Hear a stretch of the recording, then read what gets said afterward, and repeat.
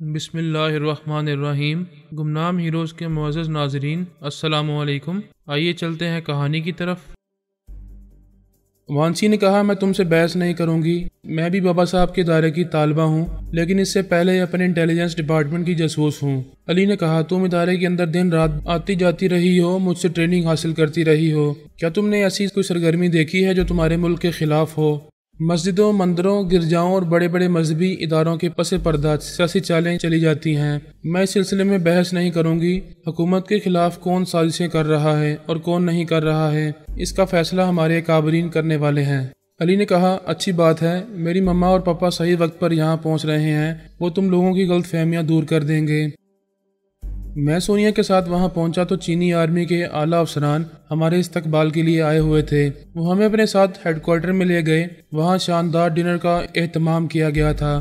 فوج کے ایک اعلیٰ افسر نے کھانے کے دوران کہا، ہمیں ایسی رپورٹس مل رہی ہیں جنہیں پڑھ کر ہم حیران و پریشان ہیں۔ اچھا ہوا آپ آ گئے۔ میں نے پوچھا، ایسی کیا بات ہے کہ آپ پریشان ہو رہے ہیں؟ اعلیٰ افسر نے کہا، ہماری ٹیلی پیتھی جاننے والوں نے یہاں کے اہم شعبوں کے اہم عہدیداروں کے خیالات پڑھے ہیں۔ ان کے خیالات سے پتہ چل رہا ہے کہ وہ اپنے ملک کے موجودہ حکمرانوں سے بیزار ہیں۔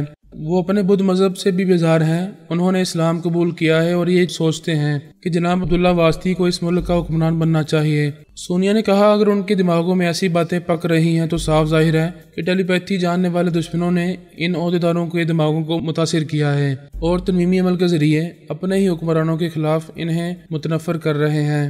دوسرے اعلیٰ افسر نے کہا، بے شک ہمارے دشمن ایسا کر سکتے ہیں، لیکن آپ دوسرے پہلو کو نظر انداز کر رہی ہیں۔ وہ تمام دشمن بابا صاحب کے ادارے کے خلاف ہیں۔ ہم سے ہمیشہ کہتے رہتے ہیں کہ ہم نے یہاں یہ ادارہ قائم کرنے کی اجازت دے کر بہت بڑی غلطی کی ہے۔ اگر انہوں نے ہمارے ان عہدیداروں پر ترمیمی عمل کیا ہے تو ان عہدیداروں کے اندر اس ادارے سے محبت کیوں پیدا کریں گے؟ وہ تو اس ادارے کو ختم کرنا چاہتے ہیں۔ وہ تو ان عہدیداروں کے اندر بھی اس ادارے سے نفرت پیدا کرائیں گے، جبکہ نفرت ہم سے پیدا کی جا رہی ہے اور محبت ان سے۔ میں نے پوچھا، آپ کیا کہنا چاہتے ہیں؟ کیا آپ یہ سوچ رہے ہیں کہ خدا نخواستہ ہم مسلمان ٹیلی پیتھی جاننے والے بدھ مذہب کے خلاف ہیں اور چینی حکمرانوں کے خلاف بیزاری پیدا کر رہے ہیں؟ ایک اعلیٰ افسر نے کہا، ہم کسی ثبوت کے بغیر مسلمان ٹیلی پیتھی جاننے والوں کو الزام نہیں دیں گے۔ ہم اس پہلو پر بھی غور کر رہے ہیں کہ دشمن دوگلی چالیں چل سکتے ہیں۔ جناب عبداللہ واسطی اور بابا صاحب کے ادارے کو بدنام کرنے کے لیے ترمیمی عمل کے ذریعے ہمارے اہم عہدیداروں کے اندر ایسی باتیں پیدا کر سکتے ہیں جنہیں سن کر ہم آپ کے خلاف سوچنے پر مجبور ہو جائیں۔ ایک اور افسر نے کہا، آپ اچھی طرح سمجھ گئے ہوں گے کہ بہت بڑی غلط فہمی پیدا ہو گئی ہے۔ آپ کسی طرح بھی ٹھوس دلائل و ثبوت کے ساتھ اس غلط فہمی کو دور کریں۔ میں نے کہا، ٹھیک ہے، میں یہاں کے تمام حالات کا اچھی طرح جائزہ لینے کے بعد یہ سمجھ لوں گا کہ دشمن ہم پر کیسی چال بازیوں سے حملے کر رہے ہیں۔ ہمارے درمیان جو غلط فہمی ہے اسے کسی طرح دور کروں گا۔ ڈنر کے بعد میں سونیا کے ساتھ ہیڈ کوارٹر کے باہر ایک گیسٹ ہاؤس میں آ گیا۔ سونیا نے کہا، اس بار دشمنوں نے ہمارے خلاف زبردست چال چلی ہے۔ ویسے یہ چینی حکام اور اعلیٰ افسران کچے ذہن کے مالک ہیں، دشمنوں کی چال میں آ رہے ہیں، ہمیں کچھ کرنا ہی ہوگا۔ میں تھکے ہوئے انداز میں ایک صوفے پر بیٹھ گیا۔ ہاں، کچھ تو کرنا ہی پڑے گا۔ امریکی ٹیلی پیتھی جاننے والے نمبر 8 کو یہ معلوم ہو چکا تھا کہ ثانی نیو یارک میں ہے۔ نمبر 8 کا ایک ٹیلی پیتھی جاننے والا ماتحت سڈنی تھا۔ اس کی محبوبہ کا نام کرسٹی تھا۔ ثانی نے کرسٹی کو پہلے اپنی ڈمی بنایا تھا۔ اس وقت وہ نہیں جانتی تھی کہ کرسٹی اس امریکی ٹیلی پیتھی جاننے والے سڈنی کی محبوبہ ہے اور معمول بھی ہے۔ اس طرح ان امریکی ٹیلی پیتھی جاننے والوں کو وہاں ثانی کی موجودگی کا علم ہو گیا تھا۔ بعد میں ثانی نے نمبر 8 کو مارلی کے قلعے میں پہنچا دیا تھا۔ نمبر 8 نے اپنے سربراہ مسٹر بلیک سے کہا، اگرچہ ثانی کے ذریعے مجھے قلعے کے اندر پہنچنے میں کامیابی ہوئی ہے، تاہم یہ سوچنا اور سمجھنا چاہیے کہ وہ ہمارے ملک میں کیا کر رہی ہے۔ مسٹر بلیک نے کہا، بعض اوقات سونیا اور فرحات کی ہیرا پھیری سمجھ میں نہیں آتی ہے۔ انہوں نے وہ قلعہ کیوں چھوڑ دیا ہے؟ نیو یارک میں ایک ڈمی مارلی کیوں بنائی ہے؟ پھر یہ کہ وہ اپنی بہو ثانی وغیرہ کے ذریعے دوسروں کو اس قلعے میں کیوں پہنچا رہے ہیں؟ نمبر 8 نے کہا، اس قلعے میں ٹیلی پیتھی جاننے والوں کی بھیڑ دیکھ کر یہی بات سمجھ میں آتی ہے کہ فرحات نے میری طرح ان سب کو بھی اس قلعے میں پہنچایا ہے۔ پھر وہاں پرندہ بھی پر نہیں مار سکتا تھا، کوئی ٹیلی پیتھی جاننے والا اس کے اندر نہیں پہنچ سکتا تھا، اور اب انہوں نے تمام ٹیلی پیتھی جاننے والوں کے لیے اس قلعے کو میدان جنگ بنا دیا ہے۔ تمہیں وہاں محتاط رہنا چاہیے۔ میں خیال خوانی کے ذریعے اس قلعے میں جا کر بہت محتاط رہتا ہوں۔ آپ ثانی کو کسی بھی طرح نیو یارک میں ٹریپ کریں۔ وہ یقیناً ہمارے انڈر گراؤنڈ سیل کا سراغ لگانے آئی ہے۔ مسٹر بلیک نے خیال خوانی کے ذریعے آرمی کے افسران کو ہدایت دی کہ وہ پورے نیو یارک کی ناکہ بندی کریں، ثانی کا حلیہ اور قد و قامت نشر کریں۔ وہ کسی بحروب میں ہوگی لیکن قد و قامت اور جسامت کے ذریعے پہچانی جا سکتی ہے۔ جس پر بھی شبہ ہو اس کے دماغ میں پہنچ کر اس کی اصلیت معلوم کی جائے۔ ویسے انہوں نے ناکہ بندی کرانے میں دیر کی تھی۔ ثانی بہت پہلے ہی نیو یارک چھوڑ چکی تھی، وہ نادان نہیں تھی۔ جیسے ہی پتہ چلا کہ امریکی ٹیلی پیتھی جاننے والے وہاں اس کی موجودگی کو سمجھ گئے ہیں، اسی وقت اس نے وہ شہر چھوڑ دیا تھا، کینیڈا آ گئی تھی۔ وہاں ایک اپارٹمنٹ کرائے پر حاصل کر کے رہنے لگی تھی۔ وہ حسین تھی، جوان تھی، اسے تنہا دیکھ کر دشمن اس پر شبہ کر سکتے تھے۔ ان کے شبہ سے بالاتر رہنے کے لیے اس نے کینیڈا پہنچتے ہی ایک ایسے شخص کو ٹریپ کیا تھا جس کے 2 بچے تھے، بیوی نہیں تھی۔ اس نے اس شخص پر اور اس کے بچوں پر تنظیمی عمل کر کے یہ باتیں نقش کی تھی کہ وہ اس شخص کی بیوی اور بچوں کی ماں ہے۔ وہ ایسا کرنے کے بعد کرائے کا اپارٹمنٹ چھوڑ کر اس شخص کے بنگلے میں آ گئی تھی۔ وہاں رہ کر خیال خوانی کے ذریعے امریکی آرمی کے اعلیٰ افسران تک پہنچتی رہتی تھی۔ جو افسران یوگا کے ماہر تھے، ان کی نگرانی ایسے افسران کے ذریعے کرتی تھی جو ان کے ساتھ رہتے تھے اور یوگا کے ماہر نہیں تھے۔ وہ واشنگٹن اور شکاگو کے آرمی انٹیلیجنس میں کتنے ہی اہم افراد کو اپنا علاقار بناتی رہی اور یوگا جاننے والے افسران کی نگرانی ان کے ذریعے کرتی رہی۔ وہاں پڑوس میں ایک شخص اپنی بیوی بچوں کے ساتھ رہتا تھا۔ وہ جوان اور قدآور تھا، باڈی بلڈر تھا۔ اس کی بیوی کی عمر کچھ زیادہ تھی۔ ایک صبح ثانی جوگنگ کرتی جا رہی تھی۔ اس باڈی بلڈر نے جوگنگ کرتے ہوئے اس کے قریب آ کر کہا، تم بہت ینگ اور سمارٹ ہو، مگر تمہارا شوہر بوڑھا ہے۔ وہ مسکراتے ہوئے بولی، تم بھی ینگ اور سمارٹ ہو، مگر تمہاری بیوی بوڑھی دکھائی دیتی ہے۔ قصہ کیا ہے؟ کہ وہ بہت دولت مند ہے؟ ہاں یہی سمجھو، میں نے دولت کی خاطر اس سے شادی کی ہے۔ ویسے تم 2 بچوں کی ماں نہیں لگتی ہو، سچ بتاؤ کہ وہ دونوں تمہارے بچے ہیں؟ نہیں، میری سوکن کے ہیں، وہ مر چکی ہے۔ یہ بچے مجھے اپنی ماں سمجھتے ہیں۔ کیا ہماری دوستی ہو سکتی ہے؟ میں اپنی بڑھیا سے بیزار ہو گیا ہوں، تم یقیناً اس بڈھے سے اکتا گئی ہوگی۔ ہم جوان ہیں، ہمیں کہیں رات گزارنی چاہیے۔ وہ مسکرا کر بولی، ہاں تم ایسے ہو کہ تمہارے ساتھ رات گزاری جا سکتی ہے، لیکن میرا بڈھا مجھے تنہا دن کے وقت کہیں جانے نہیں دیتا، میرے ساتھ لگا رہتا ہے، رات کو کبھی گھر سے نہیں نکلنے دیتا۔ اس بوڑھے کو نیند کی گولیاں کھلا دو، وہ صبح تک گہری نیند سوتا رہے گا، ہم صبح تک عیش کرتے رہیں گے۔ میں اس خواب اور گولیاں نہیں کھلاؤں گی، وہ دل کا مریض ہے، ایک گولی بھی کھائے گا تو ہمیشہ کے لیے سوتا رہ جائے گا۔ کیا تمہیں اس بوڑھے سے محبت ہے؟ اس سے محبت ہو یا نہ ہو، میں اس کی ہلاکت کا سبب نہیں بنوں گی۔ کوئی بات نہیں، میں اسے نیند کی گولیوں کے بغیر ہی آرام سے سلا دوں گا، اسے کوئی نقصان نہیں پہنچے گا، دونوں بچے بھی سوتے رہیں گے، میں تمہارے پاس آ جاؤں گا۔ ثانی نے حیرانی سے پوچھا، تم اس نیند کی کسی دوا کے بغیر کیسے سلاؤ گے؟ یہ نہ پوچھو، تمہیں حاصل کرنے کے لیے میں جادوگر بن جاؤں گا۔ مذاق نہ کرو، میں جادو کو نہیں مانتی، پہلے مجھے یقین دلاؤ کہ واقعی وہ سوتا رہے گا تو میں رات کو تمہیں اپنے بنگلے میں آنے کی اجازت دوں گی۔ آج رات تمہیں یقین ہو جائے گا، میں ایسے ہی وقت آؤں گا جب وہ گہری نیند میں ہوگا اور وہ ڈنر کے بعد 10 بجے تک سو جائے گا۔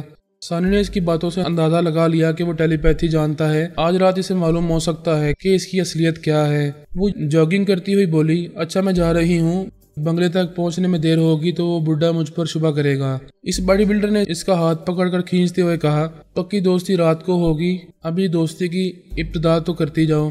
وہ اسے اگوش میں لے کر کس کرنا چاہتا تھا، اس نے ایک جھٹکے سے خود کو چھڑاتے ہوئے کہا، سوری میں اپنے موڈ کے مطابق رومانس کرتی ہوں، ابھی ایسا کوئی موڈ نہیں ہے، رات کا انتظار کرو۔ وہ جاگنگ کرتے ہوئے جانے لگی، تب اس نے اپنے دماغ میں پرائی سوچ کی لہروں کو محسوس کیا۔ وقت اور حالات کے مطابق ثانی جو بیس بدلتی تھی اور جو لب و لہجہ اختیار کرتی تھی، اسی کے مطابق اس کے چور خیالات بدل جاتے تھے۔ کسی بھی خیال خوانی کرنے والے کو یہی معلوم ہوتا کہ اس کا نام لیزا ہے، وہ ایک بوڑھے کی بیوی اور 2 ستیلے بچوں کی ماں ہے۔ ثانی کو یقین ہو گیا کہ وہی باڈی بلڈر اس کے خیالات پڑھ رہا ہے۔ وہ انجان بن کر اسے خیالات پڑھنے کا موقع دیتی رہی۔ جب وہ اس کے دماغ سے چلا گیا تو وہ سوچنے لگی، یہ امریکی ٹیلی پیتھی جاننے والا ہے، شاید وہ بڑھیا اس کی بیوی نہیں ہے اور بچے بھی اس کے نہیں ہیں۔ جس طرح اس نے ایک بوڑھے کو اپنا نمائشی شوہر بنایا ہے، شاید اس نے بھی اس بڑھیا کو اپنی نمائشی بیوی بنا کر رکھا ہے۔ اس نے بنگلے میں پہنچ کر جوس پیا، ہلکا سا ناشتہ کیا، پھر بچوں کو تیار کر کے اسکول بس میں انہیں روانہ کر دیا۔ اس بوڑھے نے کہا، تم بہت اچھی ہو، میرے بچوں کا بہت خیال رکھتی ہو۔ وہ بولی، تم بھی بہت اچھے ہو، مجھے گھر کا کام کرنے نہیں دیتے، کھانا خود پکاتے ہو، آج کیا پکا رہے ہو؟ اس نے کہا، کل شام میں مچھلیاں لے کر آیا تھا، فریج میں رکھی ہوئی ہیں، آج میں تمہیں بہترین فرائی کی ہوئی مچھلیاں کھلاؤں گا۔ وہ کچن کی طرف چلا گیا۔ ثانی اپنے بیڈ روم میں آ کر ایک ایزی چیئر پر بیٹھ کر خیال خوانی کے ذریعے پورس کے پاس پہنچ گئی، پھر اسے مخاطب کیا، ہائے پورس، کیسے ہو؟ کیا کر رہے ہو؟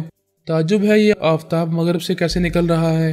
بھائی تمہارا پارس مشرق میں ہے، تمہیں وہاں سے طلوع ہونا چاہیے۔ وہ مسکراتے ہوئے بولی، میں نے اپنے میاں کو ڈیل دی ہوئی ہے، ابھی اپنے صاحب کو ڈسٹرب نہیں کروں گی۔ میں جانتی ہوں صاحب بہت اہم معاملے میں مصروف ہیں۔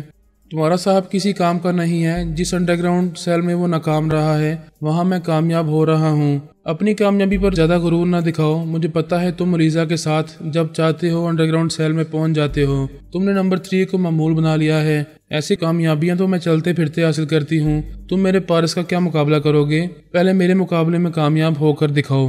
اور اس نے کہا، مجھے پتا ہے کہ تم آج کل امریکہ میں بھٹک رہی ہو، اللہ کرے بھٹکتی ہی رہو، کبھی انڈر گراؤنڈ سیل تک نہ پہنچو۔ میری دعا بڑی جلدی عرض تک پہنچتی ہے، تم دیکھ لینا پارس کی طرح تمہیں بھی ناکامی ہوگی۔ میں تم دونوں سے پہلے اس انڈر گراؤنڈ سیل کے دروازے تک پہنچ جاؤں گا، اور اندر تو پہنچا ہی ہوا ہوں۔ میں تم سے تعاون حاصل کرنے آئی تھی، سوچا تھا تم مجھے بھی نمبر 3 کے اندر پہنچاؤ گے۔ میں بھی اپنے طور پر اس تہہ خانے میں پہنچ کر کچھ کرتی رہوں گی، لیکن تم نے میرے پارس کو کم تر کہا ہے، اب میں تمہیں اس سے کم تر ثابت کر کے رہوں گی۔ ارے میری پیاری بھابی جان، پارس کو برا کہتے ہی تم ناراض ہو جاتی ہو۔ تمہیں معلوم ہونا چاہیے کہ وہ میرا سگا بھائی ہے، نہ وہ مجھ سے کم تر ہے، نہ میں کبھی اس سے کسی طرح کم رہتا ہوں۔ اب میں تمہیں کم کروں گی، 6 فٹ کے ہو 3 فٹ کا بناؤں گی۔ ارے یہ کیا کہہ رہی ہو؟ میں تم سے ڈرتا نہیں ہوں، مگر تم ضرور کوئی گھپلا کرو گی، میری کامیابی کے راستے میں ضرور کوئی رکاوٹ پیدا کرو گی۔ مجھے معاف کر دو میری ماں، تمہاری کامیابی ہم سب کی کامیابی ہے۔ میں پاگل تو نہیں ہوں کہ تم سب کے راستے میں رکاوٹیں پیدا کروں گی۔ میں تمہارے کسی معاملے میں مداخلت نہیں کروں گی، لیکن یہ چیلنج کرتی ہوں کہ تم سے پہلے مسٹر بلیک کی کھوپڑی میں پہنچوں گی۔ تم انڈر گراؤنڈ سیل میں بھٹکتے رہ جاؤ گے۔ اچھا میں جا رہی ہوں، ٹھہرو، ابھی نہ جانا، میرے دماغ میں رہو۔ وہ خیال خانی کر کے پارس کے پاس پہنچا، پھر بولا، تم نے کیسی واہیات لڑکی کو میری بھابھی جان بنایا ہے؟ یہ محترمہ ابھی میرے دماغ میں گھسی ہوئی ہیں، نکالنا چاہتا ہوں نکلتی نہیں ہے۔ ثانی نے کہا، جھوٹے مکار، مجھے دماغ میں رہنے کو کہا اور اب کہتے ہو کہ میں زبردستی یہاں ہوں۔ پارس نے پوچھا، بات کیا ہے؟ تم دونوں کس بات پر جھگڑا کر رہے ہو؟ اور اس نے کہا، یہ میرے پاس آ کر تمہارے خلاف زہر اگل رہی تھی، تم پر لعنت بھیج رہی تھی، کہہ رہی تھی جہاں تم ناکام ہوئے تھے وہاں میں کامیاب ہو رہا ہوں۔ یہ ٹھیک ہے کہ میری تعریفیں کر رہی تھی، مگر تم جانتے ہو میں تمہاری انسلٹ برداشت نہیں کرتا ہوں۔ پارس نے کہا، ذرا کم بولو، تم کتنے سچے ہو یہ ہم اچھی طرح جانتے ہیں۔ ثانی تم بولو کیا بات ہے؟ جیسا کہ تم جانتے ہو میں امریکہ میں ہوں، مجھے بابا صاحب کے ادارے سے اطلاع ملی کہ پورس اور لیزا نے انڈر گراؤنڈ سیل میں بہت بڑی کامیابی حاصل کی ہے۔ میں اس کامیابی سے فائدہ اٹھانے کے لیے، اس سے تعاون حاصل کرنے کے لیے اس کے دماغ میں آئی تو اس کا دماغ 7ویں آسمان پر تھا۔ میں نے اسے چیلنج کیا ہے کہ میں اس سے پہلے مسٹر بلیک تک پہنچوں گی۔ پارس نے کہا، پورس سنبھل جاؤ، ثانی دوسری میڈم سونیا کہلاتی ہے، جب اس نے چیلنج کیا ہے تو یہ ہماری ماما کی طرح تم سے آگے ہی رہے گی۔ یار تم تو جورو کے غلام نکلے، بھائی کو چھوڑ کر بیوی کے گن گا رہے ہو۔ چلو لگ گئی شرط، اگر میں ثانی سے پہلے مسٹر بلیک تک پہنچ جاؤں تو تم کیا ہارو گے؟ ہارنا تمہیں ہے، یہ لکھ لو کہ ثانی مجھے ہارنے نہیں دے گی۔ کیوں ثانی کا قصیدہ پڑھ رہے ہو؟ کوئی شرط لگاؤ۔ ٹھیک ہے، اگر تم ہارو گے تو پورے 1 برس تک جو بھی اصیل لڑکی ملتی رہے گی تو تم اسے بہن بناتے رہو گے۔ ارے واہ، یہ بھی کوئی شرط ہے؟ کیا شریف لوگ کبھی ایسی شرط لگاتے ہیں؟ حسن اللہ تعالیٰ کا بہترین عطیہ ہے، حسن کو حسن کی طرح پرکھنا چاہیے۔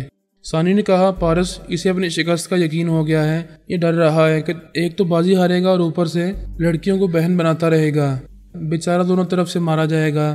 اے ثانی بکواس مت کرو، ہارو گے تم اور تمہارے میاں کو بھی یہی سزا پانی ہوگی۔ ثانی نے کہا، ویسے تم دونوں بھائی بدماش ہو، تم لڑکیوں کے سوا کوئی دوسری بات نہیں جانتے۔ اب میں فیصلہ سناتی ہوں، تم میں سے جو بھی ہارے گا وہ ساری عمر حسین لڑکیوں کو بہن بناتا رہے گا۔ پورس نے کہا، مجھے یہ فیصلہ منظور نہیں ہے، میرے بھائی پارس کو بہت نقصان پہنچے گا، تم بہت مکار ہو، تم جان بوجھ کر بازی ہار جاؤ گی تاکہ تمہارا پارس صرف تمہارا رہے اور دوسری لڑکیوں کو بہن بناتا رہے۔ پارس نے کہا، تمہارے جیسے محبت کرنے والے بھائی اب اس دنیا میں نہیں ملتے، تم فکر نہ کرو، میں ثانی کو ہارنے نہیں دوں گا، وہ جیت جائے گی اور تم ہار جاؤ گے تو مجھے ملنے والی سزا تمہیں ملتی رہے گی۔